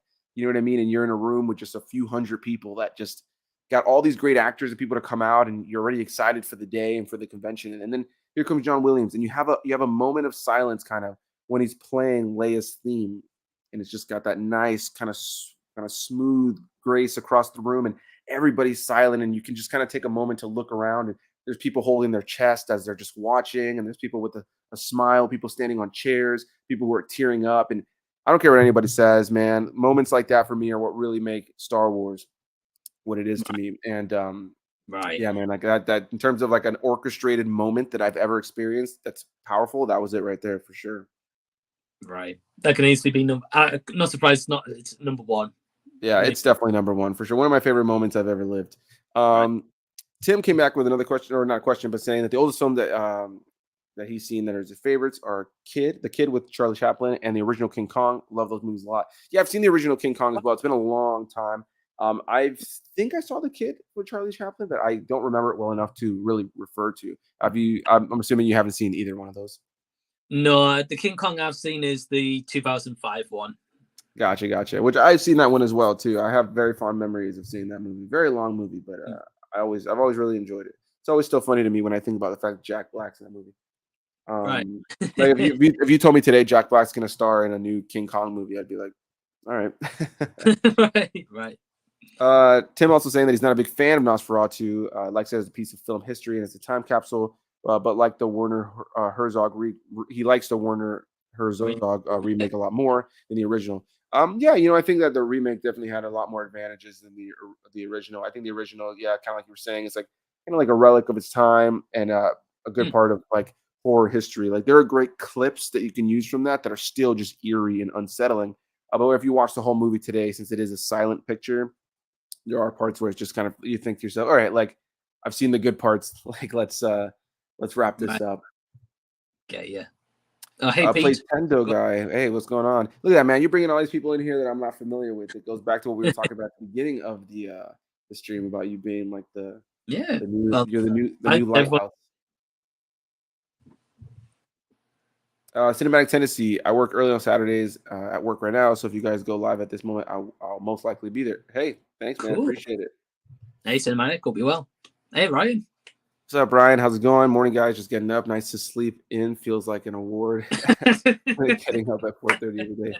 Yeah, man. I can only imagine, dude. For sure. Absolutely. Right. Yeah. I can't stand waking up early. Whatever my boss has me come in, even at like 8 a.m., dude. Like I'm out of commission. Like I struggle waking up early to do stuff. I've always been like that since I was a kid, and I stay Mm. up late. So I guess that's a big reason for it. Right. Interpreting the Stars. My theme song is "Save Me" by Remy Zero for Smallville. Definitely a good one for sure. Which I've seen that series 5 times now, and we'll be seeing it more and more as I get older. Yeah, definitely a good series for sure. Never seen it. Yeah, definitely. I think you'd enjoy it, but it's definitely cheesy by today's standards in a lot of ways. But it's still a good show. Mr. Blue, what's going on? Good morning. It's Hey, 8:05 in Canada now. Batman will never be the same again. Yeah, man. I couldn't agree more. To be completely honest, the mm. Big Rob theory. Rest in peace to Kevin Conroy. What's up, fellas? How's it going, Rob? Rob is in the room right behind me, watching Star Wars Rebels. Actually, funny enough, he finally jumped on board and is watching the beauty that is Star Wars Rebels. Okay, yeah. Mr. Blue, I just watched Ticket to Paradise and loved it. Thought it was the right romantic comedy film that came out at the right time. Yeah, I've heard good things about that. That's the new George Clooney and Julia Roberts film. I've What's it? yet to see it, but what were you saying? I'm sorry. Oh yeah, I was just saying I've seen that movie. Oh, you saw it? What did you think? Yeah. Mm. No, okay. So okay, we got two differing opinions. All right, gotcha. So don't get me wrong, like I've heard from like a couple of people that they really enjoyed it, which is awesome. Like I always respect everyone who has a different take. But for me, like I just felt it was very generic. What I will say, Perez, is if you haven't seen the trailer, don't watch that trailer. Shows everything. Literally, how it starts to how it ends in that Gotcha. order as well. Yeah, I thought it was okay. I thought Julia Roberts and Clooney's been in better things, though. Gotcha. All right. I'm glad you loved it, though. Yeah, for sure. I'm glad you enjoyed it, Mr. Blue. Cinematic coming in here saying that his family loves The Greatest Showman and its soundtrack, but that he didn't watch it because he doesn't watch musicals. Well, I'll tell you this, man. As a huge fan of musicals, there are some fantastic ones out there that I highly recommend. I think sometimes people have this stigma that like all musicals are like Disney's Enchanted or something, which I like that movie, but like they that sometimes it's just, or even something like Singing in the Rain, where it's just kind of goofy songs. And there are definitely plenty that have goofy songs, but there are so many great musicals these days, both animated and live action, that have just so much heart and charm. I was talking about La La Land earlier as one for me in recent years that it's probably one of my favorite movies of the Same. last 10 years. Same. Probably my favorite live action musical is Sweeney Todd, Tim Burton's Sweeney Todd, starring Johnny Depp and Helena Bonham Carter. Fantastic cast, bloody and gory. The blood and gore looks a little bit like tomato soup, but the movie itself is so well done, and I love the musical numbers in that movie. For sure. D Movie Man saying, did you guys see The Next Level Chef? I'm a huge Gordon Ramsay fan as well, and so I was entertained by the show. Thought the structure of it was really unique and intriguing. I've actually not even heard of that one, so I got to throw it on my list. Yeah, I haven't heard of that one either. It's new to me. Interpreting the Stars. I never saw The Nightmare Before Christmas, just clips here and there. Well, I don't know what the hell you're doing. That movie for me is one of the greatest films of all time. It is one of my favorite films of all time. I have you've not seen it either? No, I've seen it. Just don't like it. Oh my god, dude. No way. That movie, from the musical numbers to the way that it's shot to the stop motion animation, there's just so much craft that goes into it. The voice work is so good in the music, the movie. Danny Elfman's score, as well as the fact that Danny Elfman is the singing performance of Jack Skellington, is fantastic. And the fact that they have Chris Sarandon playing Jack throughout the course of the film, but then Danny Elfman comes into the singing vocals and you can't tell that it's a different person, I think is really speaks to really great voice work as well. I mean, I could go on for days about Nightmare Before Christmas. Nightmare Before Christmas is a film that if I played it right now, I would be able to do the entire script for you from beginning to end, every character, the background characters from beginning to end with ease. One of the films I swear by the most. I have Jack Skellington tattooed on my leg as well. I know. Well, to be fair, I've seen the movie once in my life. I saw it at least 6-7 years ago in the cinema, like as a first time ever. And yeah, I just felt like I didn't like it. I've actually remember myself falling asleep a little bit in that movie. But that doesn't mean to say if I don't watch it, I could like the movie. It's so good, man. It's so good. But I mean, I guess it's just the nature of the subjective nature of film. It is a really popular film too. So the reality of the situation is there's going to be plenty of people who don't like it. Any popular film, you know what I mean? Like it's just not going to work for everybody.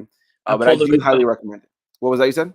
I pulled a Rashad in that movie. I fell asleep a little bit. Yeah, Rashad's so funny to me with his falling asleep. Whenever he uses that, sometimes it's like a thing of like, I don't know if I like this movie and put me to sleep. I'm like, bruh, we were watching Pearl and he was asleep during the like 10-minute monologue that she gives. Like I just hear, I look over, and then it's like as soon as I looked over at him, he just just like kind of woke up instantly. Like it's just the timing was fantastic. If you ever just want to laugh, go see a movie with Rashad. Right. He also likes to sit in the second row in the theater, so you will be completely engulfed. I've seen 2 movies with Rashad in theaters, Antlers and Pearl. Both movies, we were in the second row in the theater because he loves to sit that close. Hilarious. Right. Mr. Blue, my brother and sister saw Star Wars in concert, and Anthony Daniels was there. Yeah, that was the same series. I wish they would bring that back, to be completely honest.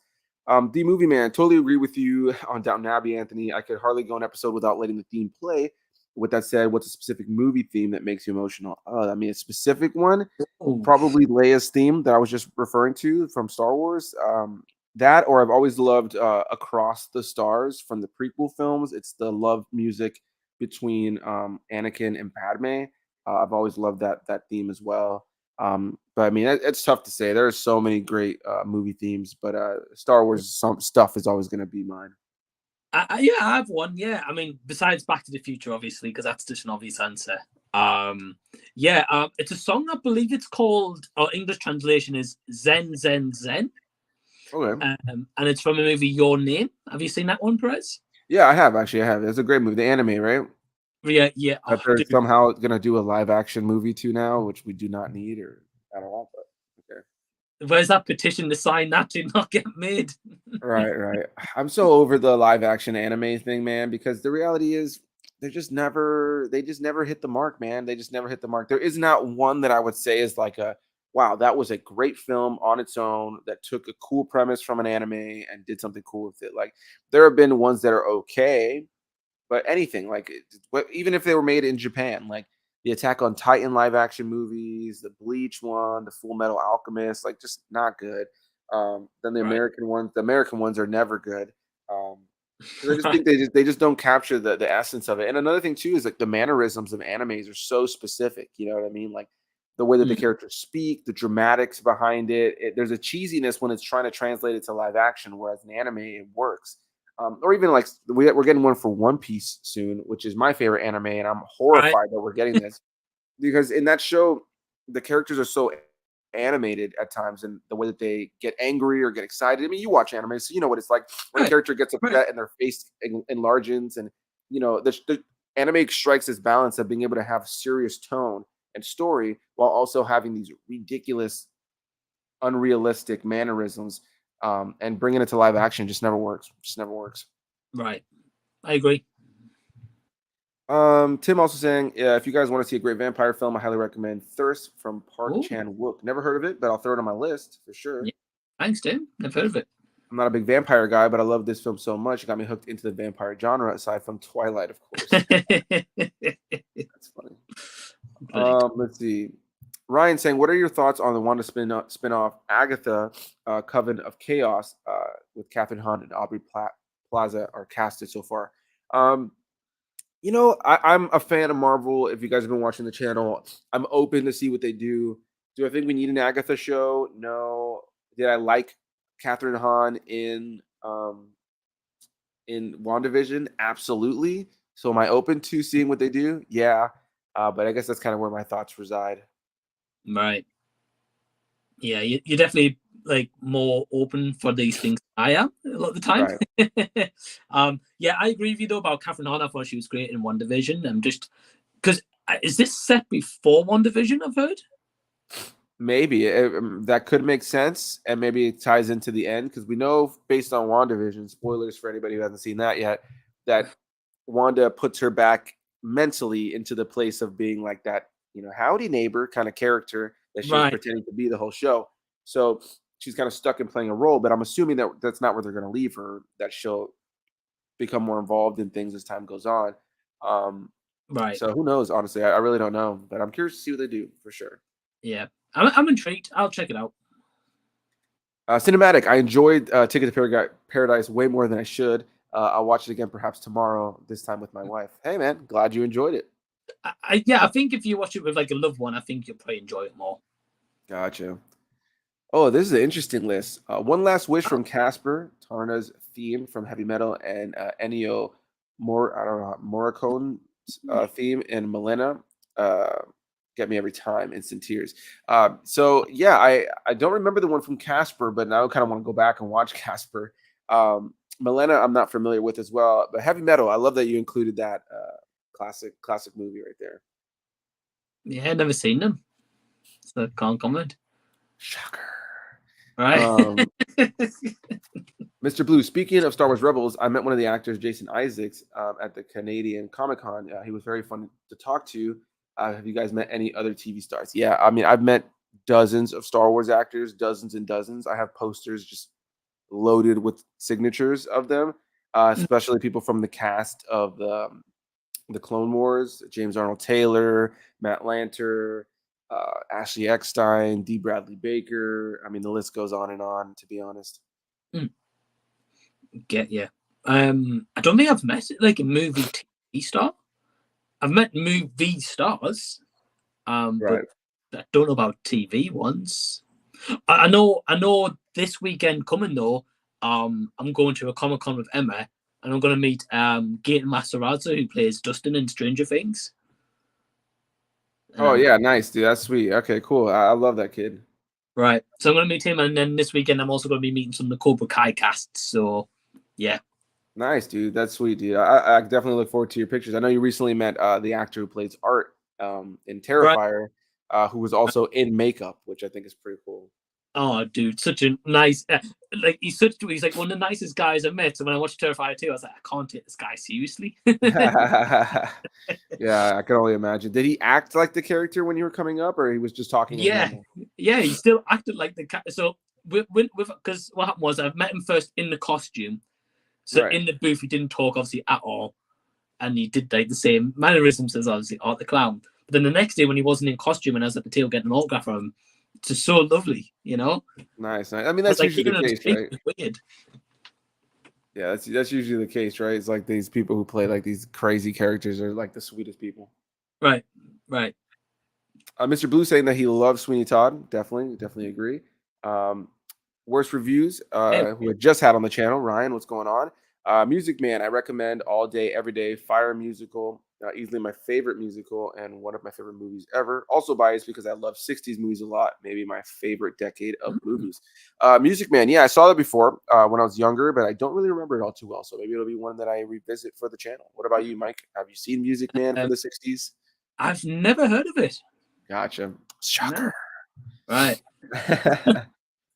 Dave coming in here said that he hated Sweeney Todd more than anything. Hate it. Well, I would recommend a rewatch. I don't know what to say to that. Didn't you give Thor: Love and Thunder like a 80 something percent? We'll move on from that. Worst reviews. Nightmare Before Christmas is a good musical, but not a good movie. Hot take. I mean, hey man, look, not really a hot take with what Dave was saying in here as well. So, we got hot takes galore. That's Right. always going to be the case. Oh, here we go. Bum, bum, bum, bum. Tim Z, you don't like the Nightmare Before Christmas? We got a whole war going on right now. I'm sorry, my friend, I don't. Not until a rewatch. Maybe on a rewatch I might, but for now, no. This is great. I was talking to Mike about this yesterday because we were going back and forth about the new Black Panther and the things that we have different takes on, and we were talking to our Right. buddy Rashad as well. And I told him, I was like, we're just going to be arguing about films to the day we die, honestly. Pretty But much. I'm okay with that. I'd rather talk about the Nightmare Before Christmas than not talk about the Nightmare Before Christmas, even if people don't Right. like it. Right. Let's see. Mr. Blue, yes, the blood did look like soup. Some movies you can tell the blood is fake. Bram Stoker's Dracula, that scene when they gave Lucy a blood transfusion, you could tell it was syrup for blood. Yeah, absolutely. There's so many movies like that. Or even if you go back now with the knowledge of when you're watching Psycho, the blood that was used there is just chocolate syrup, and you can see it when you see the Wow. movie. But it was a black and white film. It was a different time. It's interesting. It's always interesting to see what older films have to do for certain Right. for What certain that things. time? Sure. All right, let's see. Mr. Blue. Oh, Danny Elfman sang The Night Before Christmas. Didn't know that. He did indeed. He did indeed. Yes. Chris Sarandon, very well known for things like Child's Play as well as Fright Night. Right. He's Yeah. the main vampire in that movie. He plays the voice of Jack Skellington. But when it came to the singing parts, it was Danny Elfman, Mm. who I think did a great job of blending his voice with, what Chris Sarandon's version of Jack sounds like. You can't tell it's a different person. Well, I didn't know that. Definitely. Tim, I totally agree with Anthony. The music is so iconic and so good that it helps elevate a lot of what's happening in the film, for sure. I Right. always go back and forth between that film and Coraline for my favorite Henry Selick film, but I love the music of that film so much. Yeah, I love Coraline, but I'm definitely always going to give it to Nightmare Before Christmas personally. It's always funny, people never know that Henry Selick is the same guy who directed Coraline, is the same guy who directed Nightmare Before Christmas. But yeah, Mm. you could definitely see that. You can see how that translated over. Yeah. Yeah. Mr. Blue, I saw Nightmare Before Christmas live at a high school production some years ago, and they did a wonderful job at it. That's pretty cool. That's pretty cool. That's awesome experience. Thoughts on the second trailer of John Wick that just came out this week? Looks good. I'll say what my fiance said when the trailer ended. She goes, "Looks like John Wick," and I just said, "Yeah." Yeah, I agree. Yeah, it looked good. Yeah, I just think like how much longer they're going to milk that franchise though, because they're now making a spin-off called Ballerina with Anna de Armas, which Right, I right, mean, she's on board. I'm on board. right, I'll, right. I'll say.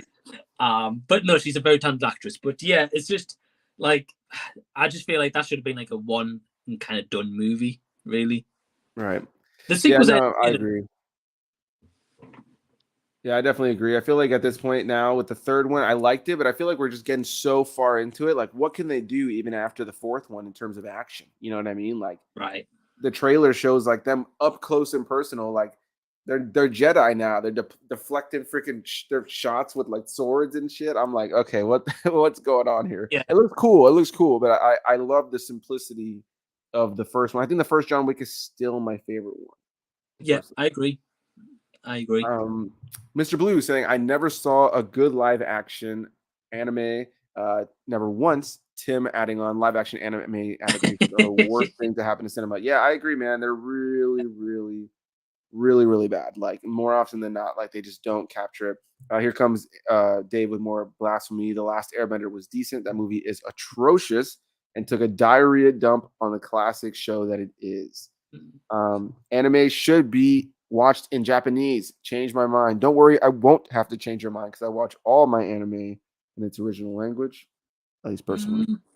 Yeah, for most part, but to be honest, I prefer a dub. But obviously, not every anime has dub.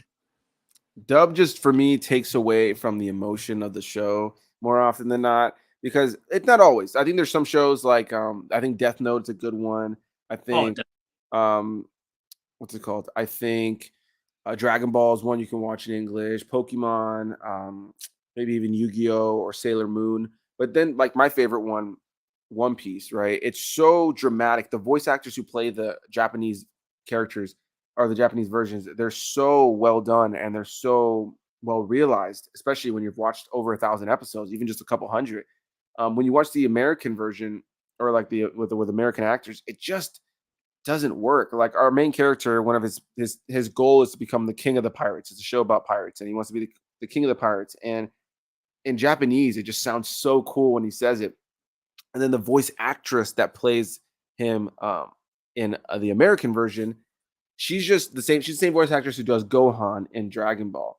oh, wow. And I just hate how she plays Luffy in One Piece because what sounds like so cool, and I'm not even going to try to impersonate it, but what sounds so cool in the Japanese iteration of One Piece, it just that actress who plays Luffy in the Japanese version, she just has so much grit and emotion. She can play this silly, goofy character that's just like so dumb and silly at times, but is able to bring the voice into a place of seriousness when the character really has to take it Right. to the next level and is able to and has aged with the character.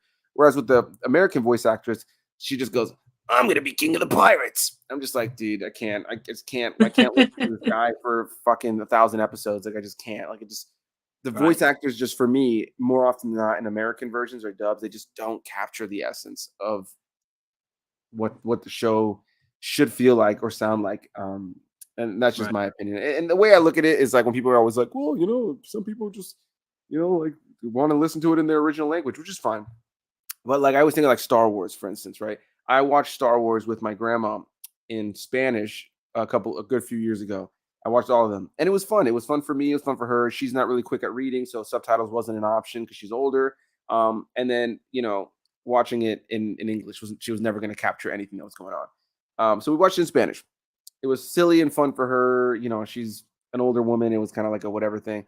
But for me, it was funny. But like, I would never recommend anybody watch Star Wars like that for the first time. You know what I mean? Like, never, ever in the world, because you're not capturing the voice of Darth Vader and Yoda. Even if you have to watch in a different language, I think there's something about watching anything in its original language. It's like watching RRR. Like, if we watched RRR in like English, it just takes away from what makes that film culturally what it is. So I feel the same way about anime personally. I just think, especially with a lot of anime that dives deep into Japanese culture or has a lot of Japanese culture visually on the screen, so then have some guy just be like, "Hey, you want to come down to my house for dinner?" It's like, dude, you're like, we're in Japan. Like, why am I listening to this guy that sounds like that? It just doesn't work for me. Right. Again, I think it's certain animes. Yeah, definitely Death Note's one of the best ones I think for dub. Right, I agree for sure.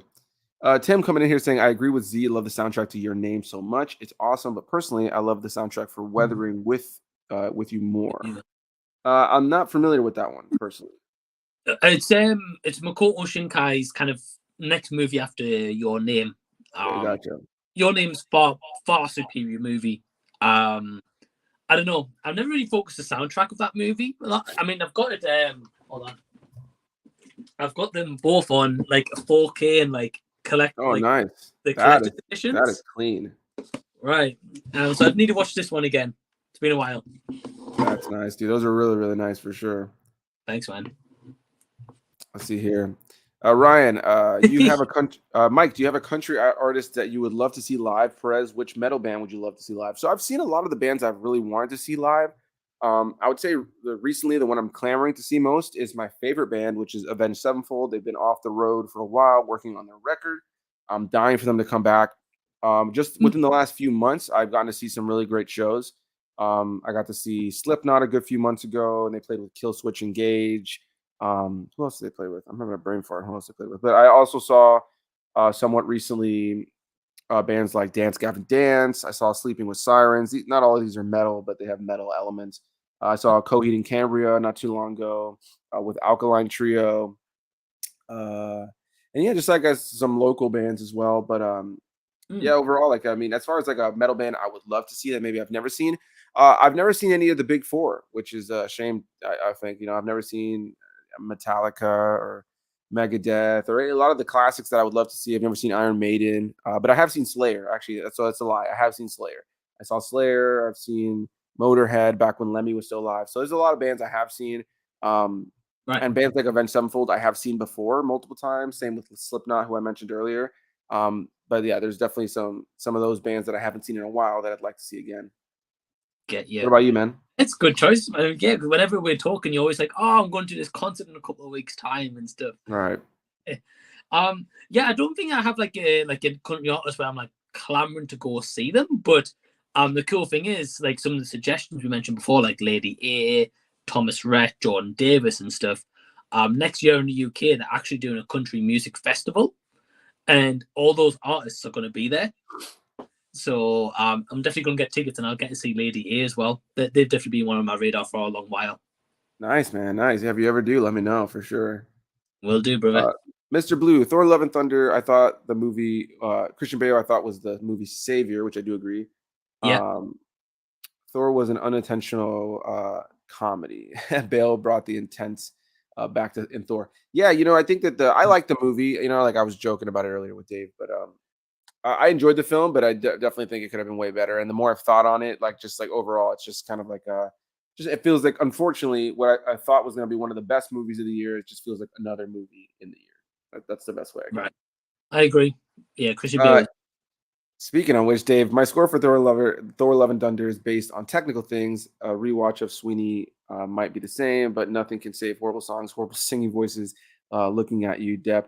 Honestly, I love it. I think that movie has fantastic songs. I would highly, highly disagree. I love the songs. I mean, that's why it's been a stage play for years. They have a new stage play coming out with Josh Groban playing Sweeney Todd on Broadway.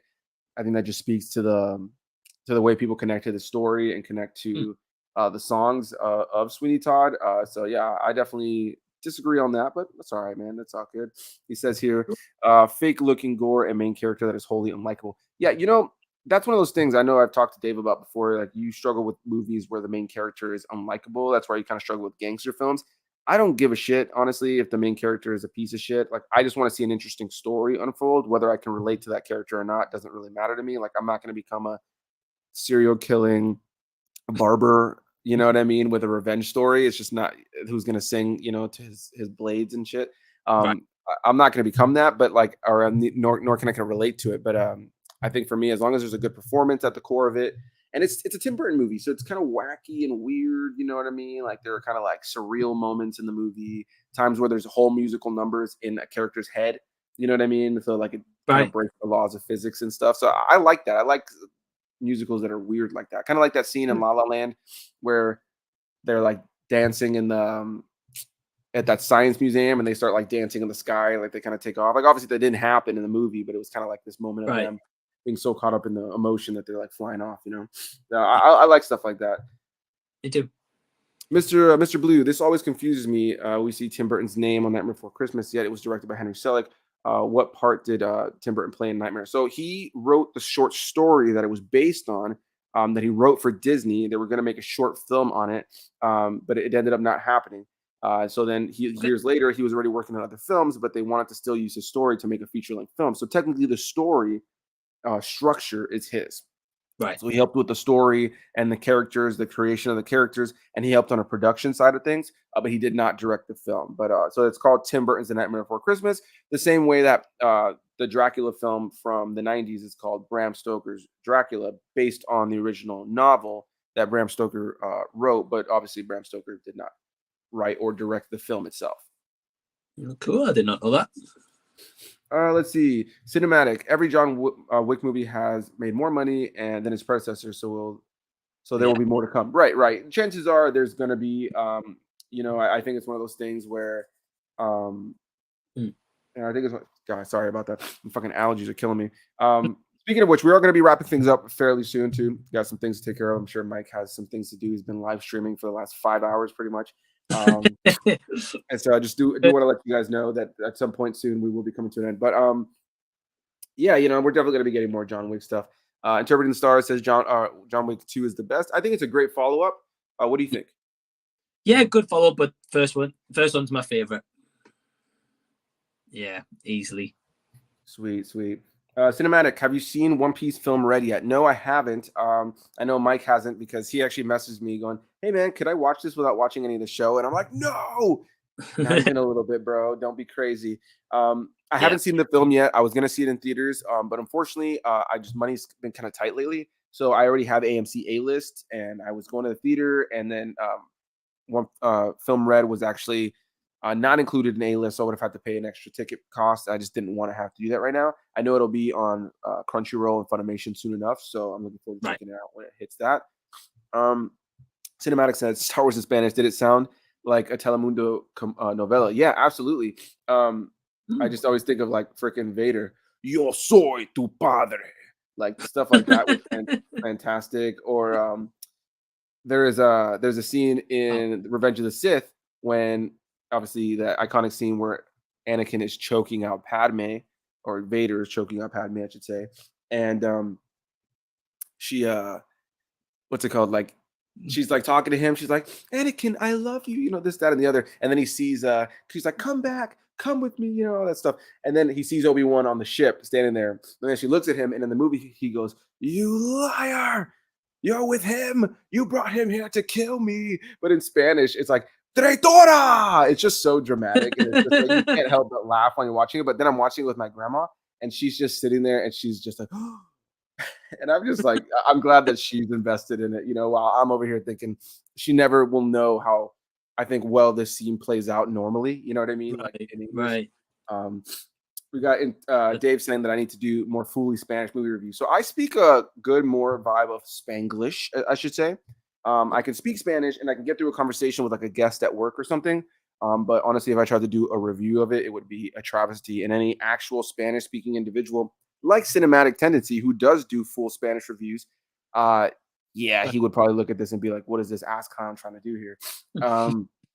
Ryan says that he saw Avenged Sevenfold before they were big and got to meet them at Warped Tour in 2004 along with Atreyu. Funny, I actually saw them back in the day on Warped Tour as well, which was great. It was always great to see those bands that like now are like, arena or stadium bands that you got to see Right. like kind of when they were a lot smaller for sure. That's awesome. Mr. Blue, love Motorhead. So glad you got to see them with Lemmy was there. I miss Lemmy so much. Yeah, man, just such a shame that he passed away. But I mean, he was really old already, and the dude was like, Mr. Cigarettes. Mr. Blue, I got it about Night Before Christmas. Now I know why Tim Burton's name was on it. Yeah, for sure. Cool. And yeah, it looks like we've run out of comments for the moment. And so, yeah, I just want to take a moment really quickly to say a big thanks to everybody who's been watching, commenting, leaving things for me and Mike to talk about and discuss. It's been a lot of fun doing this live stream. Right. Mike, I got to ask you, just let's take a moment, your Patreon, your YouTube channel, everything. Where can people find you? What are the different things they can expect from you and your upcoming content and all that jazz? Yeah, sure, man. So yeah, been a blast doing this as well. So thanks for having me on again.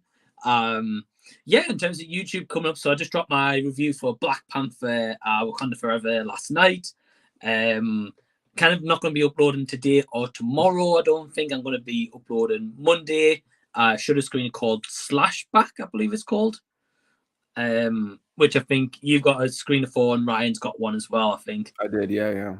Right. So going to be uploading that Monday. Yeah, I've got like on my channel Michael J. Fox filmography coming up, which I'm going to carry on. And I'm also going to be introducing a new segment on my channel very shortly, where I'm actually going to be doing probably one a month, a Back to the Future focused live stream. Nice.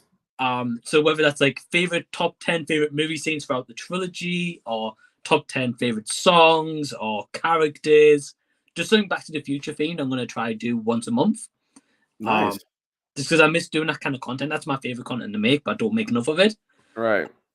And yeah, Patreon. It's also like on my channel, or also like on like links and stuff. So yeah, you get access to like early videos. As I said before, I'm working on a book right now, so I'll reveal like the book title, the book cover. I'm going to be sharing like chapters on there about the book, and kind of like first looks and everything is on there. So yeah, just extra stuff, and definitely stuff that is helping towards the channel. And just I've got a lot of big things coming up very, very shortly.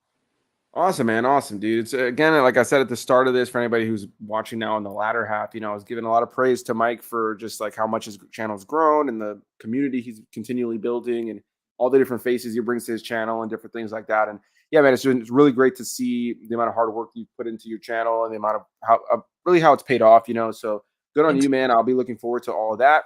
As far as my channel, for anybody, by the way, I should say Mike's link, his link tree. I have his link for his link tree down below in the description box, which will give you a link to all of his social media, his YouTube, all that jazz, his Patreon, all of that, which is one link down below. Click on that. You'll be linked to all of it. Sweet. Yeah, so as far as myself, I will be dropping that Shutter screener review for Slashback on Monday or maybe Tuesday. Who knows? We'll see.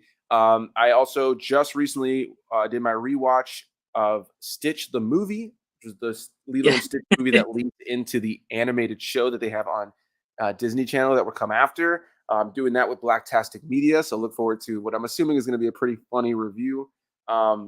I also have Return of the Swamp Thing. I just watched that yesterday. God, it feels like it just got so bright on my face. Return of Swamp Thing. I'm doing that follow-up review with Dave from Interpreting the Stars very shortly, so we'll be hearing from him in that just not too long. And then, yeah, man, hoping to do more live streams and things like that. But big thanks to you guys for watching. Any final words, my friend? No, just thanks, man. And also keep an eye out for Anthony's channel, because Land Before Time 4 will be coming soon as well. Right. Mike and I will be continuing Land Before Time 4. I got Jaws 3 coming with D Movie Man. I've got Creature from the Black Lagoon coming with worst reviews. There's a lot of collabs coming to the channel. I'm looking forward to all those. And yeah, a big thanks to you guys for watching. We'll see you next time. And again, thank you, everybody. Thank you, Mike, for joining me. Yeah, thanks, man. See you later, everyone. Later, guys.